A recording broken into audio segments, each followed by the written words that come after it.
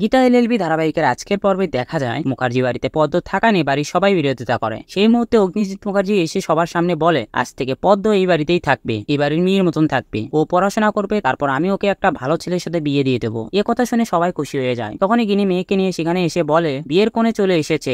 এরপর গিনি বলে, মেয়েকে ছবি দেখে পাত্রপক্ষর খুব পছন্দ হয়েছে, পাত্র তোমার প্রেমে হাবুডুবু খাচ্ছে, কালকে মেয়েকে দেখতে আসবে। এ কথা শুনে মেঘ লজ্জা পেয়ে যায়। তারপর ব্রজবালা দেবী মেঘকে তার কাছে ডাকে। মেঘ ব্রজবালা দেবীর কাছে গেলে ব্রজবালা দেবী বলে, পাত্রকে আমারও খুব পছন্দ হয়েছে, এবার বিয়ের সানায় বাঁচলো বলে। এ কথা শুনে মেঘ ব্রজবালা দেবীকে জড়িয়ে ধরে আর বাড়ির সবাই খুশিতে হাসতে থাকে। রাত্রিবেলা গীতা গিনিকে বলে, তুই বাবাকে কোথাও দেখেছিস? গিনি বলে, বাবা তো চেম্বারে কাজ করছে। গীতা বলে, উনি কি করবেন সেটা আমি ঠিক করে দেবো, উনি আজ অন্য কোনো মতলবে আছেন। বাবার সাথে আজকে মায়ের কথা হয়েছে ফোনে, আমার সাথে চল শীষকে চোরকে ধরতে। এই বলে গীতা গিনিকে নিয়ে চেম্বারে আসে। অগ্নিজিৎ মুখার্জিকে বলে, খেতে চলুন, কিন্তু অগ্নিজিৎ মুখার্জি মুখে হু বলে। সেটা শুনে গীতার সন্দেহ হয় আর অগ্নিজিৎ মুখার্জিকে হার করতে বললে মুখের ভেতর মালপোয়া থেকে গীতা বলে, আপনার তো সুগার প্রায় 300-র কাছাকাছি আর আপনি মালপোয়া খাচ্ছেন। তারপর মালপোয়ার রাবড়ির প্লেটটা গীতা নিয়ে চলে যেতে গেলে অগ্নিজিৎ মুখার্জি বলে, এগুলো নিয়ে যেও না, আমি তোমার নামে কেস করব। গীতা বলে, কেস করুন, আমি লড়তে রাজি। এই বলে খাবারগুলো নিয়ে সেখান থেকে চলে যায়। এরপর অগ্নিজিৎ মুখার্জি গিনিকে বলে, আজকে রাত্রে আমার জন্য কি বরাদ্দ হয়েছে? গিনি বলে, ভেজিটেবল স্যুপ আর একটা স্টুপ। এই বলে সে সেখান থেকে চলে যায়। তখনই কৃপান অগ্নিজিৎ মুখার্জিকে ফোন করে। অগ্নিজিৎ মুখার্জি বলে, তুমি আমার বৌমার বস্তি আজকে দখল করতে গিয়েছিলে, দিয়েছে তো চাপকে সিধে করে। কৃপান বলে, আমি ওই বস্তি দখল করে নেব